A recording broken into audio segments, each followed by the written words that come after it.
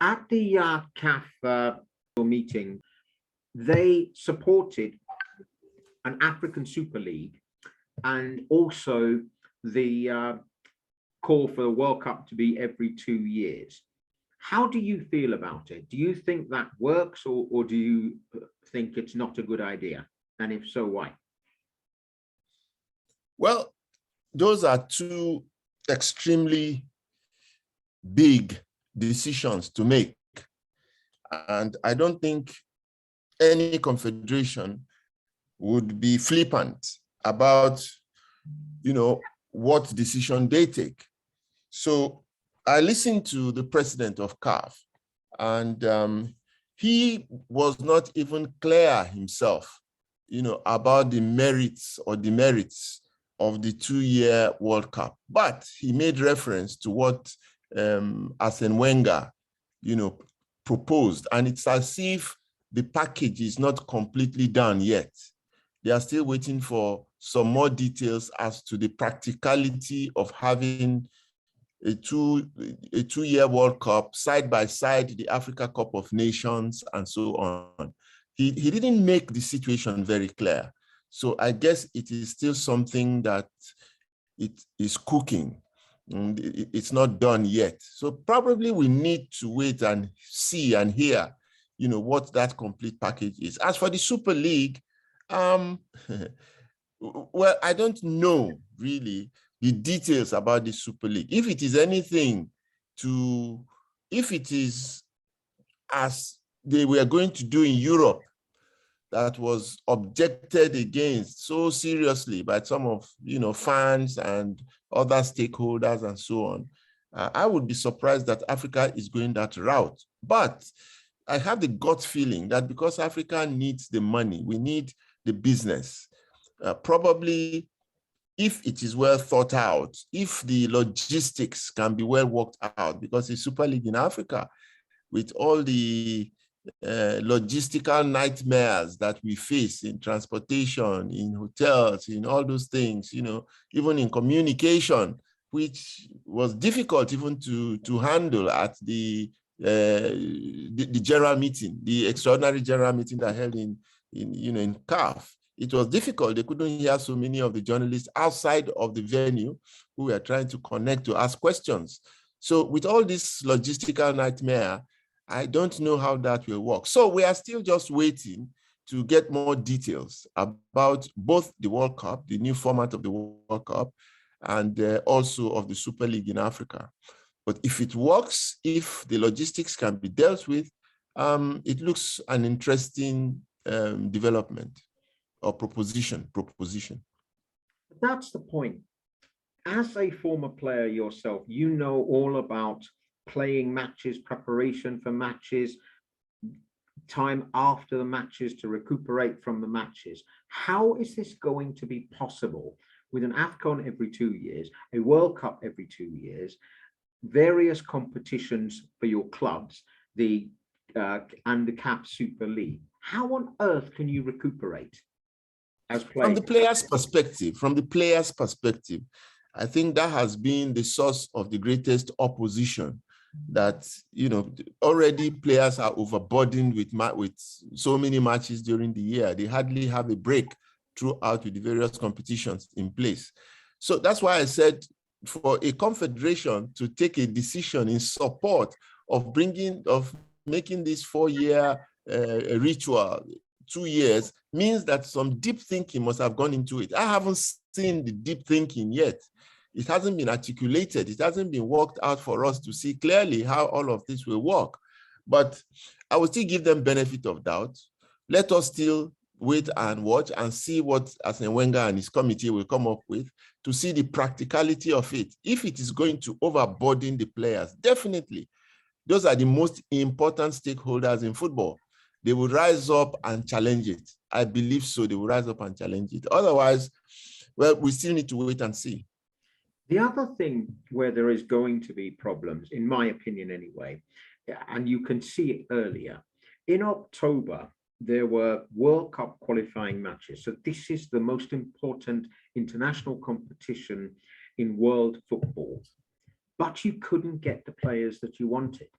because of in the situation with Ghana, when they were playing against South Africa, they had all the players they wanted for Ghana because Ghana was not on Britain's red list, but South Africa was. And the end result of it is they had about 6 players who were not allowed to travel to South Africa because they would have had to quarantine in Britain. That essentially meant the FIFA window meant nothing because you could not get the clubs to release the players. So the end result is a weakened Ghana plays against South Africa, and it isn't even their fault. It wasn't even their country that was on the red list. Now, if that's happening already, you can just imagine with a 2-year World Cup, with more qualifiers for AFCON and for the World Cup, that there is going to be pressure put on players not to go and represent their country because their clubs are just going to say, we can't have this. Well, that situation is not necessarily as a result of overcrowded programs for the players. It's about a situation that the world is facing a pandemic and challenges that we have never experienced before, as far as I know. And we are the situation, the global situation, the norm as it used to be, then we wouldn't have had that problem. But this is the challenge, obviously, and it is something that FIFA and CAF, all of them really should look at, the practicality and the logistics and the requirements that would now be needed to have this very, very tight program for all the leagues, the domestic leagues, the World Cup qualifiers, and all of that put together when we have a world that is in turmoil. So that is a big challenge. But if things normalize, then we will have to look at the situation again, because these are very unusual times. And the situation you just painted is really unusual. That's on the COVID side of it. And you did touch on it, but with more and more matches that are required, more and more qualification for the World Cup, which is going to be every 2 years instead of every 4 years, the AFCON, every other 2 years. So every year is going to have a qualification and a tournament. So this basically means the clubs are going to be looking at this saying, this is now crazy. In terms of the European clubs, you will be looking at this and saying, when do we actually get the players that we paid for? No, you're right. You're right. So we just wait and see. I don't know how Europe is going to take this situation. But for us in Africa, most of our players are playing abroad anyway. For most of the big teams, they are playing abroad anyway. And we have been clamoring that we need some concentration on our domestic leagues here. Probably, the thinking would be that we would have to set up, you know, like the CHAN teams that we have already, the CHAN teams that are made up mostly of our domestic players who do not have an opportunity for a look-in now. We have lots of players who are in the domestic league because they haven't been ferried to Europe. They are not doing so well. Probably it is time for us to start to look in at football in Africa. I'm talking of Africa now, and start to play our domestic football so that we can turn up national teams that are devoid of those ones in Europe to some extent. I don't know if the leagues in Africa become so big, this huge migration of the best players to Europe would at least would not stop, but would be reduced tremendously. And those who are at home would be able to uplift the game, the domestic game, at least in Africa. For now, it is pauperized. The movement of players to Europe is pauperizing domestic football in Africa. We need more games in Africa that would expose the players in Africa, that would create a big market, which is why I think they're doing the Super League, create a big market in Africa, let there be money, more revenue for clubs in Africa, so that the competition between players going abroad and players going and staying at home would be even. I'm just thinking this, you know, right now off my head. It's not as if it is something that was there before. So there could be some creativity out of this dire situation you have painted, if we are creative about it. For example, they are thinking that the last series of World Cup matches, rather than play the home and away, should now be played on a neutral ground, one match in a neutral ground. You see, so that is something that is new, that never happened before. So out of this situation, I would like to see what creative ideas would come up to arrest what is looking like a catastrophe if we still go the old route of the number of games that have to be played and so on and so forth. You know, just as you painted this nightmarish situation we would face if something new does not come out of this whole arrangement. I want to see what Arsene Wenger will come up with as the structure that will be followed. There's no structure yet for us to see how this will work. But a two-yearly World Cup, just on the surface of it, would be attractive. To have the World Cup every 2 years. Oh, I would love to have the World Cup every year, if possible, just for the fun, for the entertainment, not for the logistics of how it will work. But let us wait and see what Arsene Wenger will come up with and his team.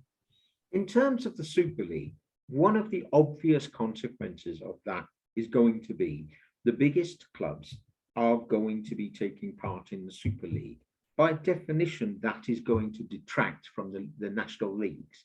How is that going to affect the development of African football? Because the usual feeder route within African football is going to be affected by this.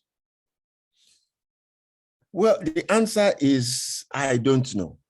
I truly don't know, because we have a peculiar situation in Africa. The level of poverty, you know, the size of the clubs, they are all, you know, really small clubs. There are very, very few big clubs on the continent of Africa. And through the decades, it's been hard to see how we could now start to have mega clubs besides that you find in Europe. So there has to be some creative ideas that should come up that would address, that will be prescriptions for Africa, you know, to deal with Africa. And, you know, what applies in other spheres also applies in football. You can see the poverty level in Africa. It is not like it is elsewhere in the world. You can see the infrastructural levels of development in Africa. It's not the same as the rest of the world. So our situation really in Africa is different. So we need to come up with some creative ideas. I would like to examine that whole Super League concept a little bit closer before condemning it outright. You know, my first instinct is to just say, no. Europe did not accept it, but their conditions in Europe are quite different from ours. Probably, you know, something out of that can suit the African environment to start to develop giant clubs in the different countries. You know, take Nigeria, for example. You know, we have thousands and thousands of clubs, but yet the big ones you can count on your finger, you know, on the fingers of one hand. And that's not making for development of clubs in Nigeria. There's hardly any club that is self-sustaining in the country. So why is that? You know, probably we need to go back and have those mega clubs that we had at the time. We had mega clubs in Nigeria, you know, Rangers, Shooting Stars. Those were movements. They were more than clubs. They were like Zamalek. They were like El Ali and all of that. But all of a sudden, all of that is gone because, and I think it's a proliferation of new clubs that are not well funded. They don't have so much structure and the facilities are overstretched, you know, with all the challenges of you can't travel, the travel distances are short, but the duration is long. You want to go to the Cameroons, you spend 2 days from Nigeria to the Cameroons, that should not take more than an hour, you know, stuff like that. So Africa faces a very different kind of situation. So I wouldn't want to apply the prescriptions of Europe or of America, you know, in Africa. Ours has to be, you know, different in a way. We have to look inward. I have not actually looked deep at the situation because I still don't have, you know, enough information as to what is being proposed. So even commenting on it is a bit challenging for me now. I don't know if you're aware of this or not, but Enyimba were due to play a match and they're stuck in Morocco. Originally, the match was supposed to be in Libya. It got moved to Tunisia. There's all sorts of complaints. They didn't know that they were, the requirements in Tunisia are you have to be vaccinated. The requirements in Libya aren't the same. So now you have a situation where Enyimba is stuck in limbo. What do you think CAF and African football should do about this to standardize the procedures so that all the clubs know what is expected of them in advance, and you don't get a situation where the venue suddenly gets moved? Well, that would be very difficult, considering the situation we're in now with this COVID-19 pandemic and its effect, which is different from one country to the other. And the rules from country to country are different. For example, the number one tennis player in the world is Novak Djokovic, and he's supposed to play at the Australian Open in January. And the Australians have insisted that certain conditions must be met, otherwise he would not come to play in Australia. There are rules. Every country comes up with their own rules. We have a new variant of the COVID-19, of the pandemic now, a new variant just discovered in South Africa. That changes the whole equation, like chess. One move and it changes everything. So there cannot be, I understand what they are going through. That's why some of us who have, interest in diplomacy, and who can recall that, look, the whole swath of the north of Africa should be one visa. Once you have a visa to go to Morocco, it should cover you to go to Libya, to go to Egypt, to go to Tunisia, something like that. If you're going to West Africa, you need one visa. And the whole of 14, 15 countries in West Africa, you are covered, like as they do have in Europe. Those are the kinds of things that we should be thinking about, such that you don't end up, a team leaves Nigeria, gets to Morocco and couldn't cross over to Tunisia or something, or goes to Tunisia, couldn't cross over to Morocco. Things like that should never happen. And you don't want to put that at the doorsteps of CAF, because this is beyond CAF. This is a matter of health. This is a matter of the laws of a country, the actions being taken by governments to address this scourge of the virus.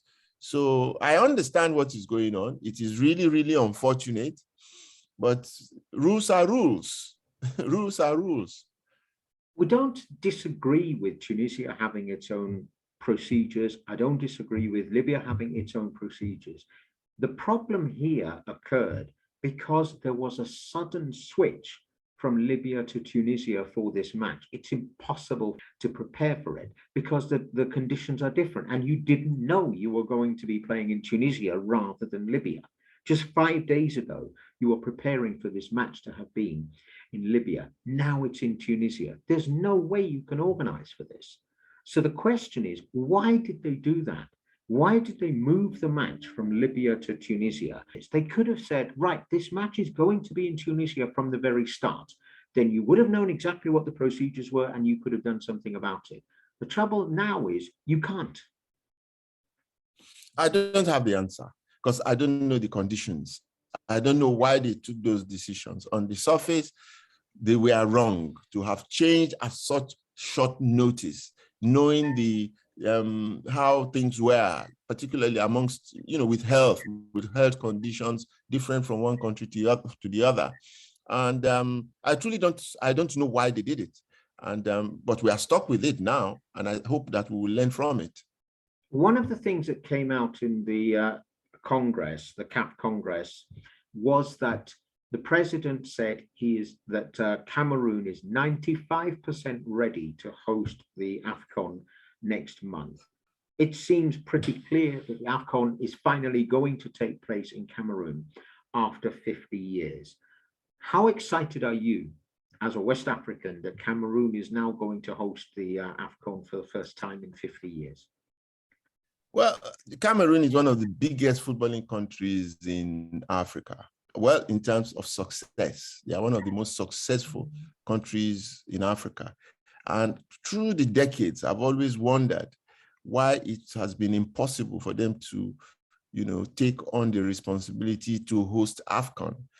For so many decades, the excuse was that they had only one good football field, one good football ground in the whole of the Cameroon. And at the time, it expanded to 2. They didn't have enough facilities in a giant country such as Cameroon to host any major competition. That was the main reason why it didn't hold. And aside from that, they had, of course, their internecine political crisis. They had problems with their economy. They had, all manner of issues. And at the end, Cameroon will always reject that idea of hosting. But for the first time, it is refreshing and, very exciting that we are going to be going to the Cameroons to see how the country really is. Most of the time that we played there, it was just zooming in and zooming out from only one city or two, from Douala or Yaoundé, and you never saw anywhere else. But for the first time, we will have time to spend time in the Cameroon and discover that wonderful country and see for ourselves what makes for this high level of football development in the country. They have players, player development, not football development, player development. A lot of good players have come out of that place. What is the magic? Probably we'll have an opportunity to see it. I'm excited about going to the Cameroon this time. I'm excited because I know that Cameroon immediately would be one of the favorites to win the tournament, even though they do not boast some of the biggest players in Africa at the moment. So that would be very, very exciting for us. Do you think that will actually put a bit more pressure on Cameroon to deliver? Because they're the second most successful team in AFCON history with 5 titles. And they're the only one that hasn't won at home. I don't know. I really don't know. The national team of Cameroon are almost invincible at home. Most teams that go to Cameroon end up being massacred, except in the last couple of years when they've had a few mishaps here and there. Otherwise, Cameroon was a dreaded place for most national teams. But the Cup of Nations have always been different. Hosting it never, interprets into winning it. And Cameroon, for now, where they are in the, on the ladder of powerful African footballing countries, is not right up there. So I don't think that most people outside of the Cameroon would even be considering them, for the championship. I spoke with a few journalists across Africa recently, and except for the guy who came in from the Cameroon, nobody else thought that Cameroon, would or can win, in 2022. So expectations are not very high. Probably in the Cameroons they are, but I don't really think so. With giants like Senegal, like Algeria, like Nigeria. Well, Nigeria, I must mention Nigeria, by the way. So, and Mali that is coming up. Mali is a huge team at the moment. So not too many people outside of the Cameroon are giving them a chance. Probably that would be what they need, the fuel they need to play freely and not be under too much pressure to win. But having said that, I know the Cameroonians love their football. And no matter what, when the championship starts, they would expect their team to win. And no matter what, that team would be under pressure. No matter what, it would be under pressure. And that would be the leveler to give every other team an opportunity, to play against them, the team under pressure. And I don't see them winning anyway.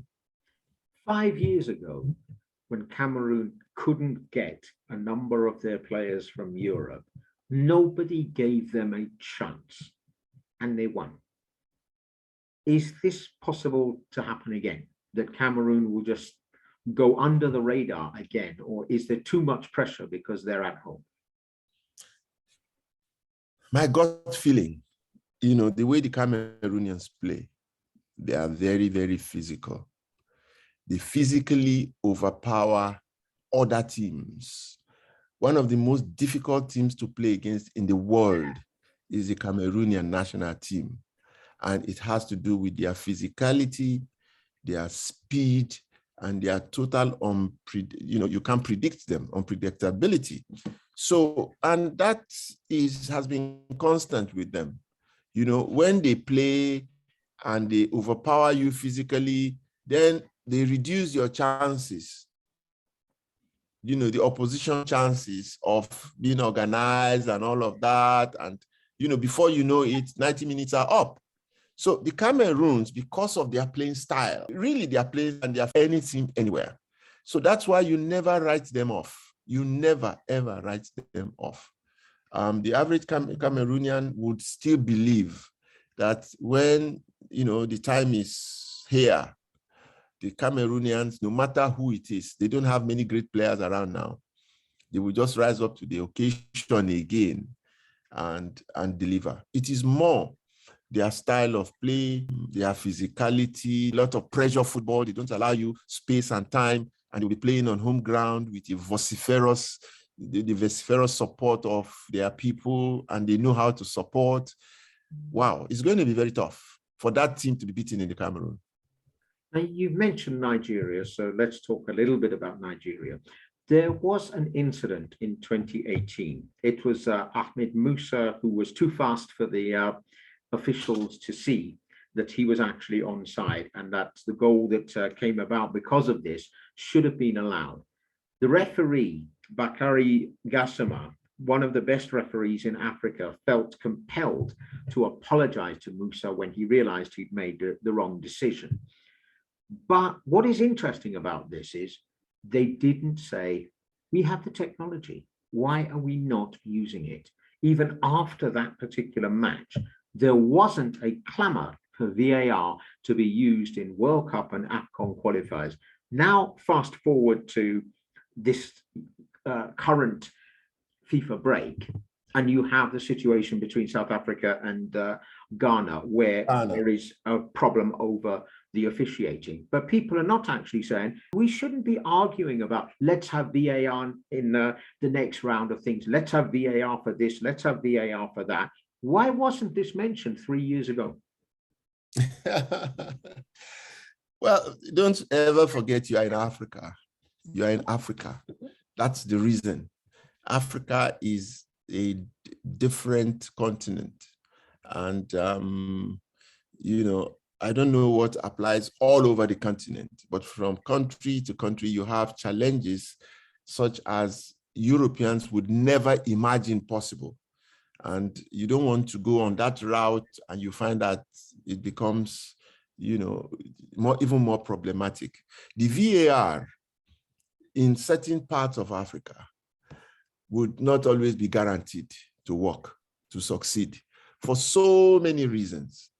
And I will just take my country, Nigeria, as an example. It's just as an example, as sophisticated as the people are, as developed as we are, as rich as we are. But there are certain basic, facilities and infrastructure that depend on the goodwill of nature. So look, I can't even go in because this is an interview, So things just do not work as efficiently as they would in other parts of the world. That is our reality. And we don't want to venture on that route and be caught out as not being able to deliver. I believe that is the fear. We have our crisis, we have our infrastructural deficits, we have, so many other things. So, I just told you about the CAF meeting that took place, and you were a participant in it, and you had a very important question to ask the CAF president and his group. And you were in South Africa, the meeting was holding in Rabat, and they couldn't hear you very well. I wrote, but two or three others before you could not even be heard at all. They couldn't even hear what they were saying. So, and for me, that's part of the reality that we face in this part of the world. You can imagine playing a game at 7 p.m. at night, the game has started, and suddenly the lights just go out, bam, or you have your VAR and you have a UPS backing it, you have, all kinds of things backing it, and suddenly something just fails. There is no backup as a result of power failure, power surge. So many things can happen. I'm not using that as an excuse. I'm just saying that I believe that for us, for the reasons of the level of our underdevelopment, there are certain things we don't embrace and just put out there as being available when they are not. You know, the decisions were human errors. Musa's case was a purely human error. If we are there to have been VAR, oh, it would have been ruled as a goal. This last incident between South Africa and Ghana, oh, definitely would not have been an issue. But we are humans, and that's part of the game anyway. Before VAR, there was a world, we existed in a world, and the world was beautiful. Even the errors sometimes were beautiful. That's why we are discussing it now. It's the beauty of the world, you know. So yeah, that's all I will say. I hope that our development beyond football would be such that would embrace the standards that have become the norm in Europe and in America, but which are very, very difficult for us to attain here in Africa. I accept what you're saying in terms of certainly some of the African federations cannot afford VAR. CAF may not be able to afford VAR for all the federations for these matches, but it's very difficult to believe that FIFA can't. And that as this is the most important international competition in football, surely a FIFA directive saying, if you cannot afford VAR, we will provide it for you for World Cup qualifiers, because the consequences are you get what happened with South Africa and Ghana. There is an argument, there is a demand for a rematch, and if you have the rematch, there is going to be a demand to use VAR as well. So the end result is the cost is going to be even more. So my point with this is, shouldn't FIFA ensure that VAR is available for all World Cup qualifying matches and also all matches within the World Cup itself? Well, FIFA may be able to guarantee that. They will not be able to guarantee the human capacity to manage it. They will not be able to guarantee the power that is required to operate it. There may be other things that they cannot guarantee. It's not in the equipment itself, but in the services around the equipment. I believe that I was talking about. It's not about getting VAR into every stadium. Oh, that can be done. But then, you know, it would take much more than that for it to function as efficiently as we see every week all over Europe. It will take much more than that. It will come with time. It will come with time. It is still relatively new, even in Europe. It's not in every game. In Europe, for example, there are some of the lower leagues that do not have VAR, and that's our standard here. So, but you are right, FIFA should look into it, where countries can guarantee the support that would be needed to make them functional. I guess that would come in. They should help and make the provisions, but to insist that every country should have it would be a very, very difficult decision when it comes to African countries.